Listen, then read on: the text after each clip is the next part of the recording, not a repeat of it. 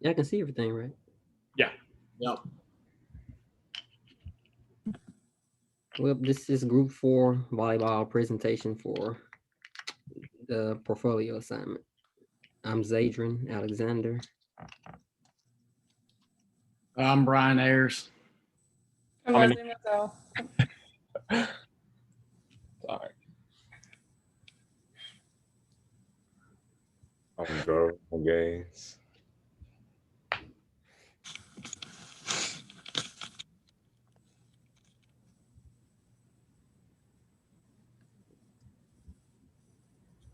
Group sessions.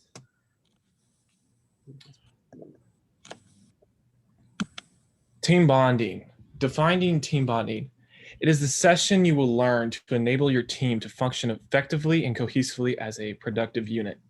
Athletes benefit from the improved and more transparent contact as a result of team bonding. Defining team bonding. The process to work together in achieving a certain goal. This creates a better flow of a group task environment, also builds a friendship with players and coaches. Next slide. Breaking down communication barriers, a series of creative and immersive experiences enabling your team to function effectively and cohesively. Building new bridges, reorganizing for better communication. This will also benefit and improve a more transparent contact as a result of team building. Next one. How can we use team bonding? Team bonding can determine how well the productivity of the team. It also can show progression of one's team ability of a team and work and performance, such as play and having fun with other teammates or developing a trustful team that can increase your team's performance. Team bonding is such a big importance in a team's performance. Team bonding can determine how well productivity of the team can coincide, as well as show the progression and performance of the team. By using team bonding, it can let the team come together easier and get along with each other exceptionally. Next one.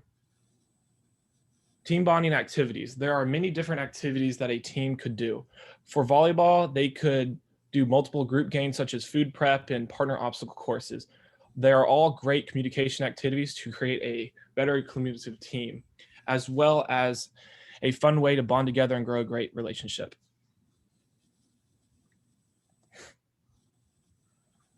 Hey, I did team dynamics. So a team can be defined as 2 or more people working together to achieve a specific goal.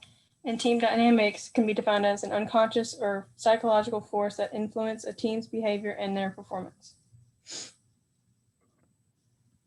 So with the instructor will give a brief survey on the team's dynamic and then conduct the interview with each of them to see how they're feeling or how things can be changed. And ways they could do this with communication. So each team member should be able to speak freely without judgment. And then they could, with the team charter, they should have roles split among the team for members to ensure responsibility and also can help motivate them. Next slide. And then any problems they have, the members with one another should be addressed in the meeting so it wouldn't cause any more tension between them. With the application for this, after the session, the team would be able to understand and know what team dynamics is and what a successful team looks like when they work together and communicate properly with one another.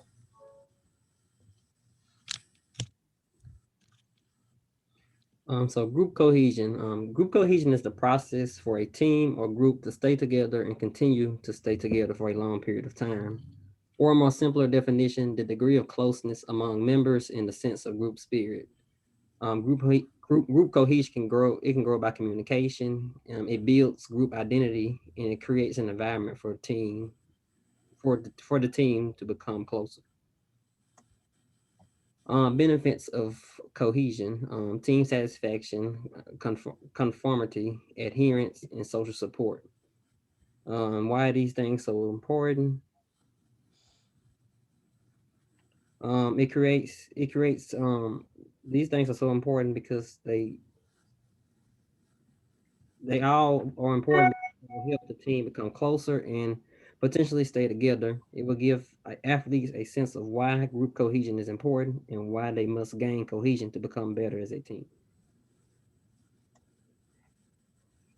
Why must a team have cohesion? Success benefits better understanding of roles, etc., and trust. Group cohesion is very valuable when it comes in bettering the athlete's performance and also in learning how to become a team. It will teach them how to work together and to stop blaming one another for a loss after a game. This session will also play a role in eliminating the unhappiness that the team is feeling in practices. It will also help the team learn how to work together, which will develop this strong work ethic and also become more closer to one another in a personal manner. It will basically give them a sense that they need to stay together and remain that way. All right.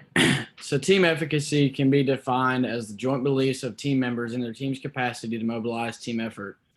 So basically, in a broader sense, team efficacy is a belief and trust in one another to achieve what they are working towards. Team efficacy, it builds trust. It helps build trust in teammates. It enhances the ability of a team as a whole. And because of the trust and belief and reliability they've built in one another, they ultimately have a higher ceiling for success. So there's really two types of collective efficacy. There's the process oriented and the outcome oriented.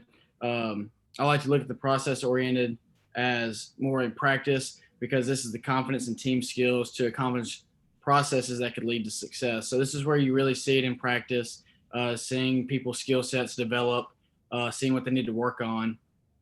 And then once you see they're working on these things and getting better, you build more trust in them. And then that ultimately comes into play and the outcome, because that's the confidence in the team's ability to obtain a goal or win a game. So everything you do in practice, it makes it into the games. That way you have trust to be able to rely on your teammates in games. And so why do we need efficacy? Efficacy leads to better trust in one another. And we all know trust is essential in working together to achieve something, and especially in team sports such as volleyball.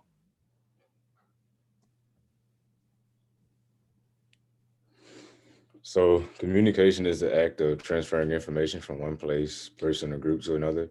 Communication is a very important skill to have in sports. Without communication, it is very hard for the team to perform well. Communication allows the team to be more cohesive. The objectives: the participant will learn what is proper communication, learn when to communicate, and learn how to take communication from others.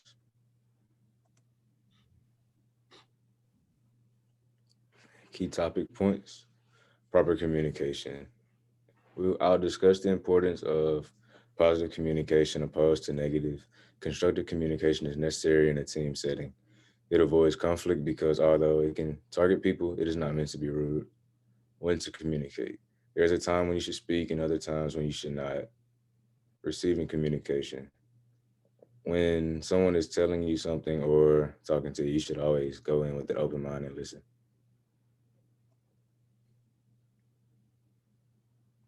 Application. The athletes will do activities that will require them to communicate with each other, and hopefully they will get used to communicating.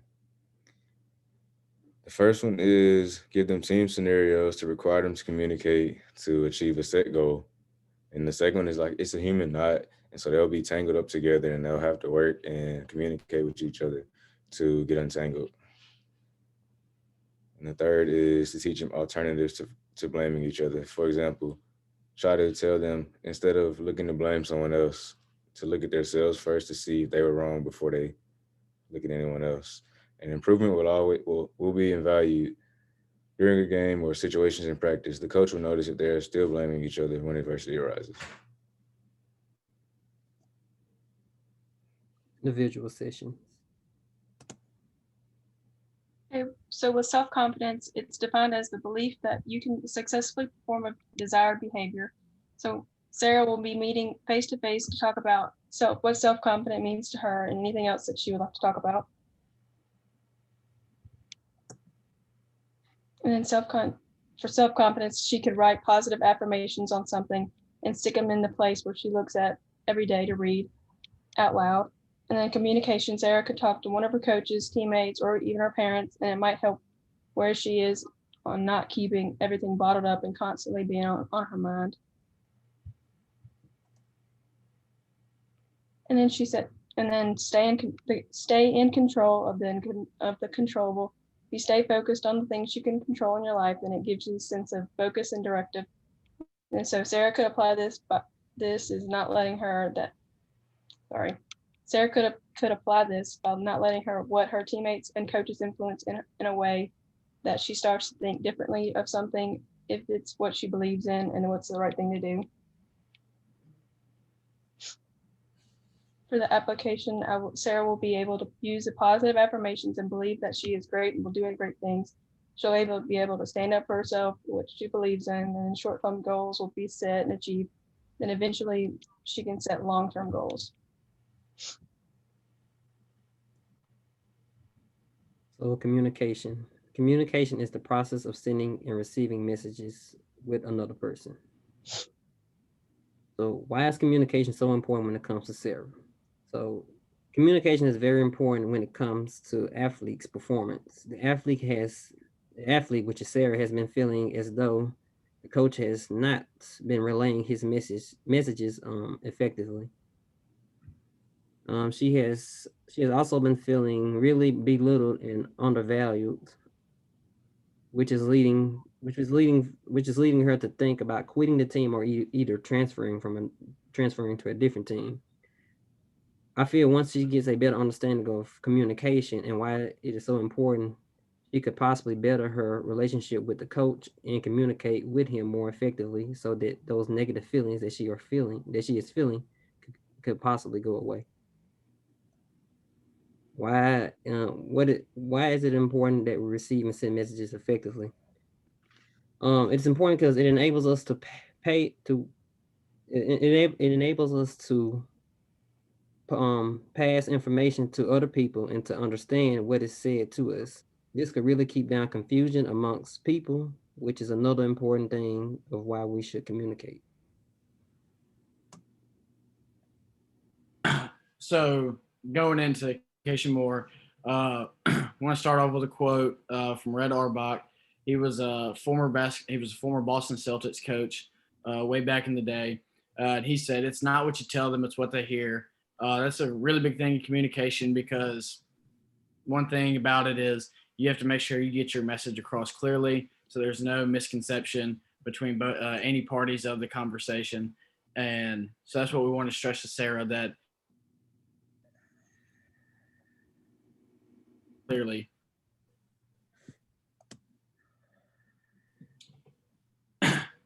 Going kind of off of what Leslie said, we wanted to stress the fact to Sarah about not keeping things to yourself.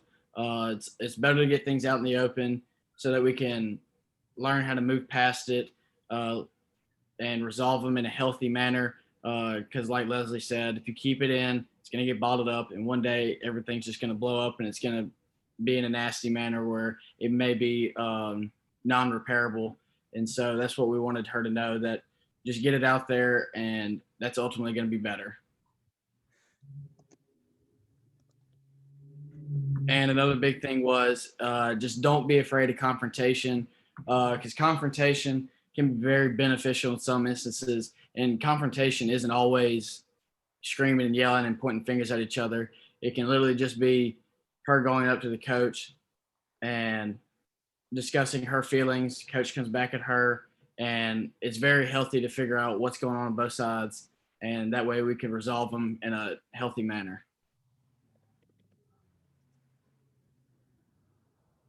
Motivation. I've gone through these same motivation barriers throughout my sport in track and field. Taking into account, I've had to break through many different motivational walls to keep pushing through and achieving my goal. Where does motivation come from? Motivation comes from the excitingness of her sport or anyone's sport, and she puts in the hard work into the practices. So when it's game day or race day or any type of sporting event, the motivation can really build up to perform really well and succeed in her sport. Hard work equals better motivation for game day because of how much time and effort she puts into it.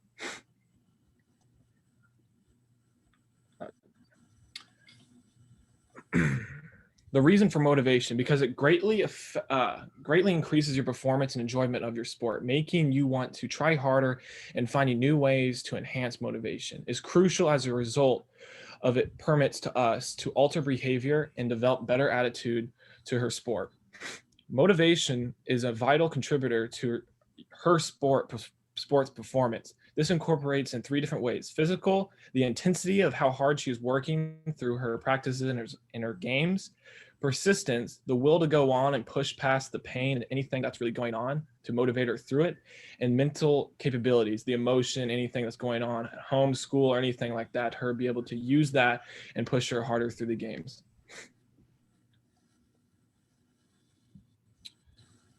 Influences onto Sarah's motivation. A lot of things can influence her motivation in a positive and a negative way. Negatively, they could be weather, her coach yelling at her, or just a bad day before the game or practices. Positively, by hyping herself up and getting really ready for the performance that she wants to have, she can have really some of these things she can't really have control over, such as the weather or her coach being upset that day, but any of these can potentially affect her motivation. In addition, athletes or any people on the sidelines can also influence her motivation by declining it or even increasing it. These are some examples that can deteriorate her motivation and cause a bad performance in her sport, but they can also lead to a rise up in her sport and motivation to be more determined to push her limits.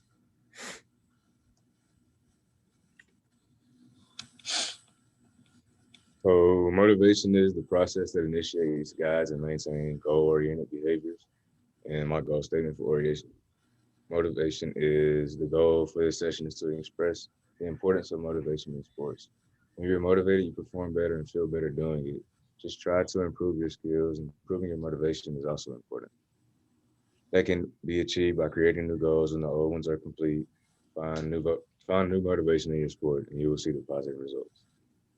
The participant will find new reasons to be motivated, learn efficient ways to motivate others, and learn how motivation can lead to more success.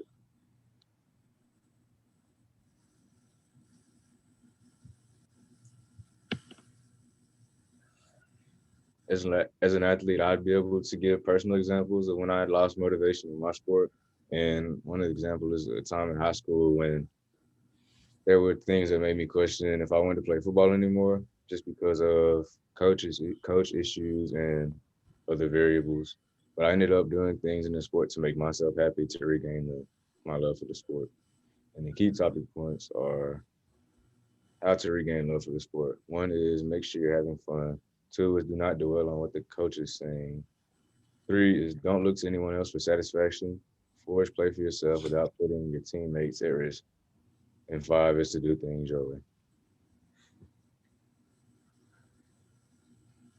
After this session, the athlete should be more familiar with how to increase their motivation on the court. I will check in on the athlete to make sure that they are able to tell me their motives. And at the end of it, the evaluation will come in, how the athlete performs after the session. And they will come back in 2 weeks or so later for a follow-up visit to see how things are improving.